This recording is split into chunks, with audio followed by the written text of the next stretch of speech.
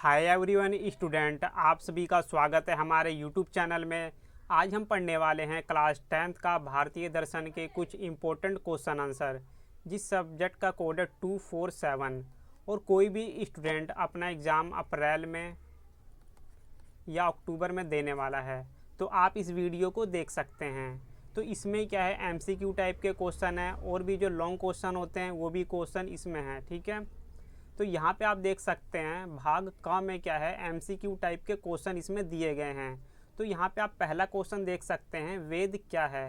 तो इसमें आपको ये बताना है वेद क्या है। तो पहले मैं आपको ये बता देता हूँ वेद क्या होते हैं। जो वेद है वो एक प्राचीन ग्रंथ है।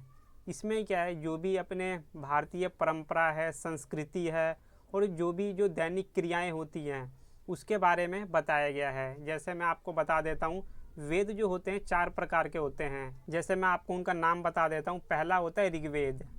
ये काफ़ी पुराना ऋग्वेद है, इंग्लिश में लिख देता हूँ ऋग्वेद। इसमें क्या है, ऋग्वेद में क्या है, जो भी अपने पूजा पाठ हैं, जो पद्धतियाँ होती है उसके बारे में इसमें बताया गया है।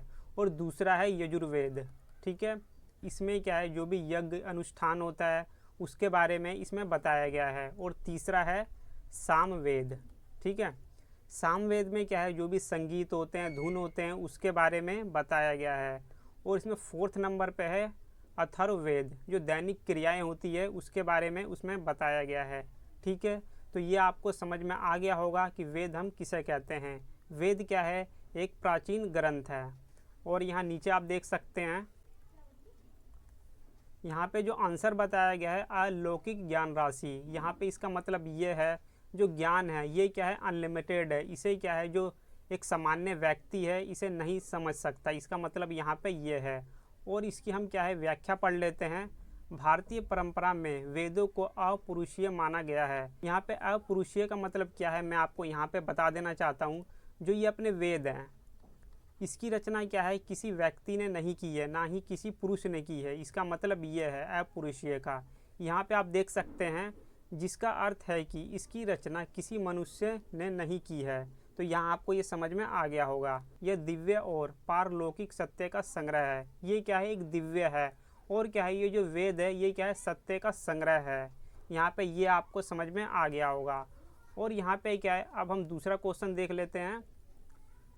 क्वेश्चन नंबर 2 है, मंत्र भाग को छोड़कर वेद का अवशिष्ट भाग क्या है। यहाँ पे आपको मैं बता देता हूँ, अवशिष्ट का मतलब क्या होता है, जो चीज़ बच जाती है, जैसे शेष, ये क्या है, अवशिष्ट है। इसका जो आंसर होगा ब्राह्मण। यहाँ पे क्या क्वेश्चन है, मंत्र भाग को छोड़कर वेद का अवशिष्ट भाग क्या है। यानी जो मंत्र होता है उस भाग को छोड़कर वेद का शेष भाग क्या है, इसमें ये पूछा गया है। तो इसका आंसर होगा ब्राह्मण, ख। ठीक है, और आगे हम देख लेते हैं थोड़ा इसका जो व्याख्या है। और आप में से किसी भी स्टूडेंट को ये इम्पोर्टेंट क्वेश्चन आंसर की PDF चाहिए तो आप क्या है, हमारे इस WhatsApp पर कांटेक्ट कर सकते हैं।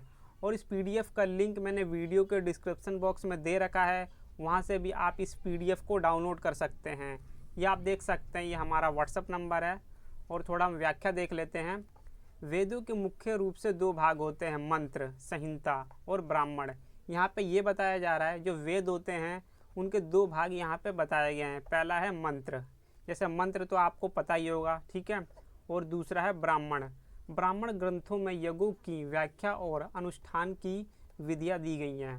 जो ये ब्राह्मण है इसमें क्या है, जो भी यज्ञ किया जाता है, जो अनुष्ठान होता है उसके बारे में बताया गया है। ओके, और नेक्स्ट क्वेश्चन है अपना क्वेश्चन नंबर 3, क्रम चोदना ब्राह्मण नानी, यह ब्राह्मण लक्षण किसने किया है। तो यहाँ पे जो इसका आंसर होगा ख पॉइंट, आप स्तंभ। ये जो आप स्तंभ है ये क्या है, एक ऋषि मुनि है। इन्होंने क्या कहा है हम देख लेते हैं। आचार्य आप स्तंभ ने यज्ञीय कर्मों की प्रेरणा देने वाले वाक्य को ब्राह्मण कहा है। यहाँ पे सीधा सा मतलब ये है, जो यज्ञीय कर्म की प्रेरणा दी है उन्हें क्या कहा है इन्होंने, ब्राह्मण। यहाँ पे आंसर आप देख सकते हैं। और इसमें नेक्स्ट क्वेश्चन है क्वेश्चन नंबर 4, ऋग्वेदीय कर्म कौन करता है। यहाँ पे ये पूछा जा रहा है, जो ये ऋग्वेद है इसमें जो कर्म करता है उसे हम क्या कहते हैं। तो इसका आंसर होगा होता। यहाँ पे आप देख सकते हैं, यज्ञ में 4 ऋत्विक होते हैं। ऋग्वेद के मंत्रों का पाठ करने वाले को होता कहा जाता है। तो यहाँ पे ये मीनिंग निकल के आ रहा है, जो ऋग्वेद होता है उसमें क्या है, जो मंत्र होते हैं, जो उनका उच्चारण करता है यानी जो उन्हें बोलता है, उसे हम क्या बोलते हैं, होता। यहाँ पे इसका आंसर आपको पता लग गया होगा। क्वेश्चन नंबर 5 है, उपनिषद शब्द का मुख्य अर्थ क्या है। उपनिषद का मतलब ये होता है, ये क्या है, एक दर्शन शास्त्र है जो क्या है, ये वेद के बारे में हमें बताता है। यहाँ पे आप देख सकते हैं ब्रह्म विद्या इसका आंसर है। और आगे हम देख लेते हैं, उपनिषद का अर्थ है गुरु के समीप निष्ठापूर्वक बैठना। यहाँ पे क्या है, उपनिषद का अर्थ ये बताया गया है कि गुरु के समीप बैठना। उपनिषद का मतलब मैं आपको एक और बार क्लियर कर देना चाहता हूँ। उपनिषद क्या है, एक प्राचीन ग्रंथ है जिसमें क्या है, दर्शन के बारे में बताया गया है, फिलोसफी के बारे में यहाँ पे बताया गया है। ठीक है, इसका मुख्य लक्ष्य ब्रह्म विद्या के माध्यम से मोक्ष प्राप्ति है। इसका जो लक्ष्य है क्या है, मोक्ष की प्राप्ति करना।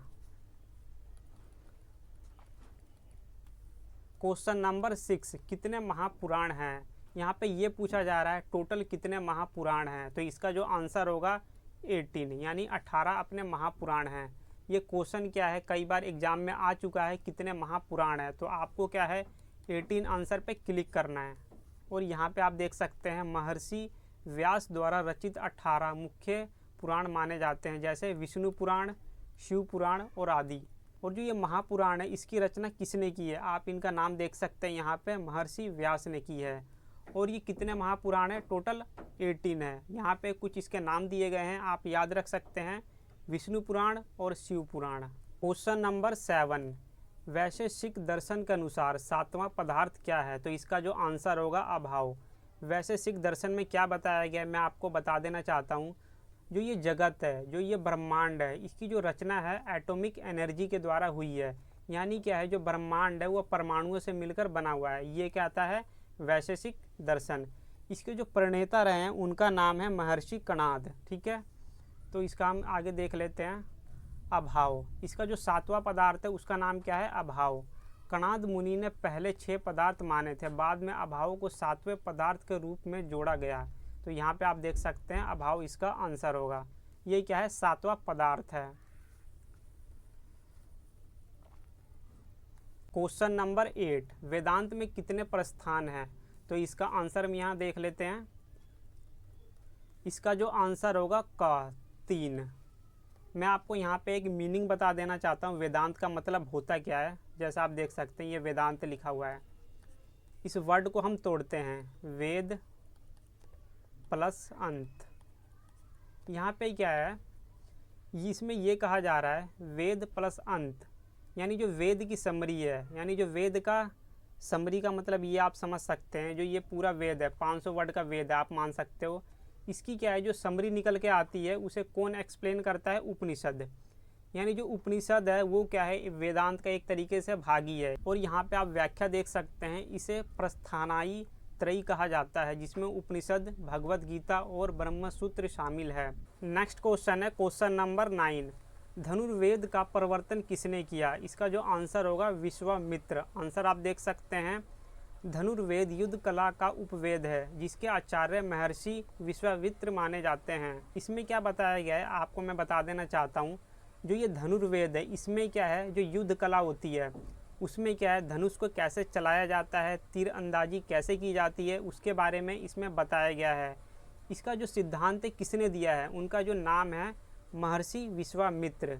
कैसे आपको धनुर्विद्या सीखनी चाहिए, कैसे तीरंदाजी करनी चाहिए युद्ध कला में, किसमें बताया गया है, ये धनुर्वेद में। आगे देख लेते हैं क्वेश्चन नंबर 10, जैन दर्शन के प्रवर्तक हैं। जैन दर्शन का सिद्धांत किसने दिया, इसका जो आंसर होगा ऋषभ देव। जैन धर्म के बारे में आप सभी जानते होंगे। जैन धर्म में ये बताया जाता है किसी भी जीव की हत्या नहीं करनी है, और क्या हिंसा नहीं करनी है, मार पिटाई नहीं करनी है, ना युद्ध करना है, सभी का सम्मान करना है, किसी भी प्राणी की हत्या नहीं करनी है। ये बताया जाता है किसमें, जैन धर्म में। और इसमें क्या है, जैन धर्म के 2 पार्ट है, पहला क्या है श्वेतांबर और दूसरा है दिगंबर। इसके 2 पार्ट हैं। यहाँ पे आप देख सकते हैं व्याख्या में, जैन धर्म में 24 तीर्थकर हुए हैं, जिनमें प्रथम है ऋषभदेव आदिनाथ को प्रवर्तक माना जाता है। ये जो जैन धर्म है इसमें क्या है 24 तीर्थकर हुए हैं, और जो पहले हैं उनका नाम है ऋषभ देव।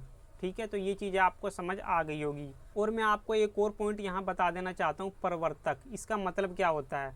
प्रवर्तक का मतलब ये होता है जो किसी विचार को स्टार्ट करता है, जो थिंक है, जो सोचता है पहली बार कि हमें ये करना है, ये क्या है? प्रवर्तक उसे हम कहते हैं। जैसे मैं हूँ, मैंने क्या है किसी विचार को सोचा कि मुझे आज ये करना है, और वो क्या है आगे जाके फेमस हो जाता है, तो मुझे क्या कहा जाएगा? प्रवर्तक। जैसे आप भी हो सकते हैं, जैसे आपने ये सोची कि मुझे ये करना है भविष्य में जाकर, या अभी करना है, तो जो उसके प्रवर्तक कौन है? आप कहलाएंगे। प्रवर्तक का सीधा सा मतलब यही है कि जैन दर्शन की शुरुआत किसने की यहाँ पे। ठीक है, क्वेश्चन नंबर 11, सांख्य दर्शन में अव्यक्त शब्द से किसे जाना जाता है? अव्यक्त का मतलब ये होता है जो मतलब एक तरीके से दिखाई नहीं देता, जो अस्पष्ट है, उसे हम क्या बोलते हैं? अव्यक्त। यहाँ पे आप इसका आंसर देख सकते हैं, प्रकृति। यहाँ पे क्या है, एक वर्ड आया हुआ है, इसका मैं आपको मीनिंग बता देना चाहता हूँ, कई बार क्वेश्चन आ जाता है इससे रिलेटेड। सांख्य दर्शन क्या है, मैं आपको यहाँ बता देना चाहता हूँ। जो ये सांख्य दर्शन है, ये क्या कहता है, जो ये सृष्टि है, इसकी रचना कैसे हुई है?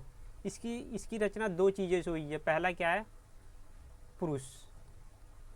पुरुष का मतलब यहाँ पे क्या है? आत्मा। ठीक है, और इसने क्या है दूसरा जो माना है, और दूसरा पार्ट है इसका प्रकृति।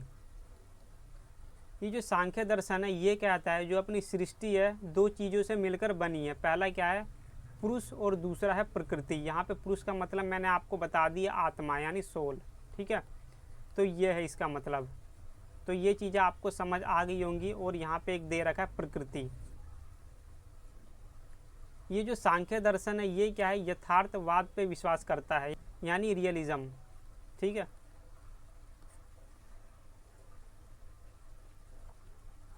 और यहाँ पे आप देख सकते हैं व्याख्या। प्रकृति सृष्टि का मूल कारण है जो दिखाई नहीं देती, इसलिए इसे अव्यक्त कहा जाता है। यहाँ पे ये कहा जा रहा है जो प्रकृति है वो दिखाई नहीं देती, इसीलिए क्या है इसे अव्यक्त कहा गया है, जो दिखाई नहीं देती है, जिसे हम क्या है व्यक्त नहीं कर सकते, ना ही एक्सप्लेन कर सकते हैं, इसीलिए क्या है इसे अव्यक्त यहाँ पे कहा गया है। ओके, क्वेश्चन नंबर 12, सांख्य के अनुसार कितने पुरुष हैं? इसका जो आंसर है बहु। और यहाँ पे व्याख्या आप देख सकते हैं, सांख्य दर्शन पुरुष बहुत्व को मानता है, यानी हर शरीर में अलग चेतना होती है। तो यहाँ पे ये कहा जा रहा है जैसे चार इंसान हैं, ए और ये बी सी डी। यहाँ पे ये कह रहा है जो हर इंसान है उसमें क्या है अलग अलग आत्मा होती है। इसका मतलब यहाँ पे ये है, आप देख सकते हैं, यानी हर शरीर में अलग चेतना आत्मा होती है। तो आगे हम देख लेते हैं। और क्वेश्चन नंबर 13, पतंजलि ने किसकी रचना की है? इसका जो आंसर होगा योग सूत्र। पतंजलि के बारे में आपने सुना होगा, जो बाबा रामदेव से रिलेटेड है। ये क्या है? एक रचयिता है। किसकी रचना की है इन्होंने? योग सूत्र की। यहाँ आप देख सकते हैं, यहाँ पे व्याख्या इसकी, महर्षि पतंजलि योग दर्शन के प्रणेता है और उनका मुख्य ग्रंथ योग सूत्र है। योग सूत्र की रचना किसने की है? कई बार आता है, तो आपको आंसर टिक करना है पतंजलि।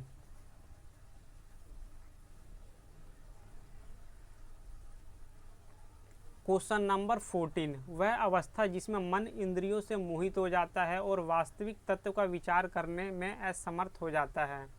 यहाँ पे ये कहा जा रहा है वह कौन सी सिचुएशन है जिसमें क्या है जो अपना मन है वो किसी चीज़ में मोहित हो जाता है, फंस जाता है। तो उसके बारे में इसमें आपको बताना है, वास्तविक तत्व का विचार करने में असमर्थ हो जाता है। इसका आंसर होगा मूढ़ भूमि। यहाँ पे इसका जो व्याख्या हम देख लेते हैं। चित्त की 5 भूमियाँ होती हैं। चित्त का मतलब यहाँ पे होता है मन। ठीक है, मूढ़ अवस्था में तामसिक प्रवृत्तियों के कारण विवेक नष्ट हो जाता है। यहाँ पे ये कहा जा रहा है जो अपना मन है कब फंस जाता है किसी चीज़ में, जैसे हम कभी माया में उलझ जाते हैं, आलस्य में उलझ जाते हैं, यानी क्या है विकृति उत्पन्न हो जाती है मन के अंदर। ये जो सारी चीज़ें मैंने आपको बताई, माया, आलस्य, ये क्या है एक तामसिक प्रवृत्ति का इंसान के अंदर होती है। क्वेश्चन नंबर 15, शुद्ध अद्वैत के प्रमुख आचार्य कौन है? इसका जो आंसर होगा वल्लभाचार्य। जो शुद्ध अद्वैत है उसके जो गुरु हैं, आचार्य हैं, वो कौन है? वल्लभाचार्य। शुद्धाद्वैत दर्शन वल्लभाचार्य जी का है, जो कृष्ण भक्ति पुष्टि मार्ग पर आधारित है। जो ये शुद्ध अद्वैत है इसमें क्या है, जो कृष्ण भगवान है उनकी पूजा के बारे में बताया गया है कि उनकी भक्ति कैसे करनी है, उनका पूजा पाठ कैसे करना है। तो ये चीज़ आपको समझ आ गई होंगी। नेक्स्ट क्वेश्चन है क्वेश्चन नंबर 16, शुद्धाद्वैतानुसार प्रपंच का निमित्त कारण क्या है। यहाँ पे क्या है, एक वर्ड आया हुआ है, मैं उसका मीनिंग आपको बता देना चाहता हूँ। शुद्धा का मतलब क्या होता है, जो कोई माया से रहित है। माया का मतलब क्या होता है, धन दौलत, जो सांसारिक माया है उससे क्या है कोई इंसान जुड़ा हुआ नहीं है, उससे रहित है, अलग है, उसे हम क्या बोलते हैं, शुद्धाद्वैतानुसार, जो माया से दूर है। तो इसका आंसर यहाँ पे क्या हो जाएगा, निमित्त का कारण क्या है, इसका जो आंसर होगा ब्रह्मा। यहाँ पे ये कहा जाता है ब्रह्मा में कि जो ये पृथ्वी है, सृष्टि है, इसकी रचना का कारण क्या है, ब्रह्मा। यहाँ पे आपको याद रखना है। जो ये सब्जेक्ट है थोड़ा टेक्निकल है, इसमें क्या है कुछ संस्कृत के ऐसे वर्ड है आपको समझने में दिक्कत होते हैं, तो मैं आपको क्या है उसका मीनिंग बता दे रहा हूँ कि क्वेश्चन में एक्चुअली पूछा क्या गया है। तो यहाँ पे आप देख सकते हैं इस मत में ब्रह्मा ही जगत का उपादान और निमित्त दोनों कारण है। तो यहाँ पे ये कहा जा रहा है जो जगत है यानी जो पृथ्वी है उसका निर्माण का कारण क्या है, यहाँ पे जो आंसर होगा ब्रह्मा। और एक और वर्ड है यहाँ पे आप देख सकते हैं, यहाँ निमित्त लिखा गया है। निमित्त का मतलब क्या है, जो बनाने वाला है उसे हम क्या बोलते हैं, निमित्त। और एक वर्ड है उपादान। उपादान का मतलब हो गया जिससे बना है। तो ये चीज़ आपको क्लियर हो गई होगी। और भी आपके पास कोई सब्जेक्ट है उसकी वीडियो चाहिए या इम्पोर्टेंट क्वेश्चन आंसर की पीडीएफ चाहिए, उसके लिए क्या है आप हमें कमेंट कर सकते हैं, आपको मिल जाएगा। क्वेश्चन नंबर 17 आप देख सकते हैं, अद्वैत वेदांत के अनुसार जीव और ब्रह्मा के बीच क्या संबंध है। जो ये सिद्धांत है अद्वैत सिद्धांत, इसमें ये बताया जा रहा है जो ये जीव है और ब्रह्मा है इसके बीच रिलेशन क्या है, आपको ये बताना है। तो इसका जो आंसर होगा अभेद संबंध।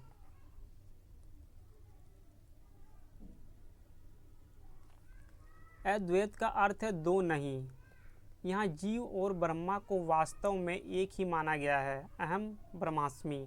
यहाँ पे ये कहा जा रहा है जो अद्वैत है उसका जो अर्थ है दो नहीं, यानी क्या है वो एक ही है। तो सीधा सा मतलब यहाँ पे ये निकला जो ये जीव है और ब्रह्मा ये क्या है, दोनों एक हैं, ये दो अलग अलग नहीं है। इसका मतलब यहाँ पे ये है।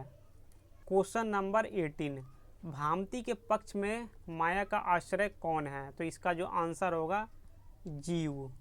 आंसर यहाँ आप देख सकते हैं, एक्सप्लेन करके बताया गया है। अद्वैत वेदांत की भ्रांति शाखा के अनुसार अज्ञान माया जीव में रहता है, ब्रह्मा में नहीं। यहाँ पे ये कहा जा रहा है जो जीव है उसमें क्या है, माया रहती है। जैसे मैं हूँ एक जीव हूँ, मेरे अंदर क्या है, माया है।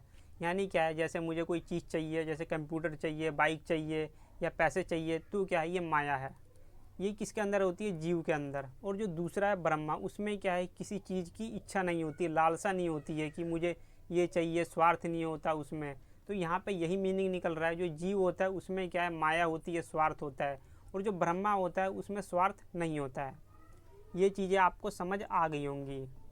क्वेश्चन नंबर 19 है, सुखम अहम अस्वापसम, मैं सुख से सोया, ऐसा किसका अनुभव होता है। इसका जो आंसर होगा आप देख सकते हैं, खा पॉइंट, निद्रा से जागते हुए का। जो नींद से जागता है वो क्या है, उसका जो यहाँ पे अनुभव है, मैं सुख से सोया। यहाँ पे आप इसका जो एक्सप्लेनेशन है आप देख सकते हैं, गहरी नींद से जागने के बाद व्यक्ति को आनंद का स्मरण होता है। जैसे कोई इंसान है गहरी नींद में सोया हुआ है, फिर क्या है वो जागता है, फिर उसे कैसा अनुभव होता है, आनंद का अनुभव होता है, क्योंकि क्या है उसने एक अच्छी नींद ले ली है। क्वेश्चन नंबर है 20, इसे हम क्या है टुकड़ों में पढ़ेंगे, क्योंकि मेरे लिए भी पॉसिबल नहीं है कि मैं पूरा एक बार में पढ़ दूँ आपके लिए। किसका लक्षण है, सत्व त्वातो ने था प्रथा। इसका मतलब क्या है मैं आपको बता देना चाहता हूँ। जैसे कोई वस्तु है अपने स्वरूप को बदलकर किसी दूसरे स्वरूप में परिवर्तित हो जाती है, उसे हम क्या बोलते हैं, ये बोलते हैं। जैसे क्या है, जो दूध है, ये क्या है, जब दूध है दही बन जाता है। तो क्या है, जो ये पहली इसकी अवस्था है, पोजीशन है, ये अपनी पहली पोजीशन को चेंज करके क्या है दही में परिवर्तित हो जा रहा है। तो इसे हम क्या बोलते हैं, सत्व त्व तो न्याय था प्रथा, इसे हम ये बोलते हैं। यहाँ पे सीधा सा मतलब ये है कि कोई चीज़ अपनी स्थिति को छोड़कर दूसरे रूप में परिवर्तित हो जाता है, तो उसे हम क्या बोलते हैं, एक तरीके से परिणाम बोलते हैं, रिजल्ट। इसका रिजल्ट क्या हुआ, ये दही बन गया, दूध क्या है, दही बन गया, ये क्या है, इसका रिजल्ट है, परिणाम है। ठीक है, आगे देख लेते हैं। जब कोई वस्तु वास्तव में बदल जाए, जैसे दूध से दही, तो उसे परिणाम कहते हैं। यहाँ पे आपको ये क्लियर हो गया होगा। क्वेश्चन नंबर क्या है, हम 21 देख लेते हैं। 21 भाग ख, इसे आप क्या है, बी भी बोल सकते हैं। ठीक है, यहाँ पे क्या है, आपको फिल इन द ब्लैंक्स बताना है। क का आप देख सकते हैं कर्मजन्य, फल स्वाम्य बोधक विधि है। इसका जो आंसर होगा आप देख सकते हैं अधिकार विधि। मीमांसा दर्शन के अनुसार अधिकार विधि वह नियम है जो यह बताता है कि किसी विशेष कर्म या यज्ञ को करने का फल प्राप्त करने का स्वामी कौन है। यहाँ पे क्या है, जो व्याख्या होती है ये यहाँ पे बताई गई है। और मैं आपसे ये भी कहूँगा, जो ये पूरे क्वेश्चन है मैं आपको नहीं पढ़ा पाऊँगा, क्योंकि मैं यदि पढ़ाता हूँ तो वीडियो काफ़ी लंबी हो जाएगी।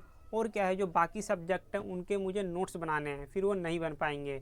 तो मैं आपसे यही कहूँगा, जो ये इम्पोर्टेंट क्वेश्चन आंसर है ये क्या है, आप मुझसे ले लेना मेरे व्हाट्सएप पर कांटेक्ट करके, और यहाँ से आप पढ़ लेते हैं तो ईजिली क्या है, आप इस सब्जेक्ट में पास हो जाएंगे।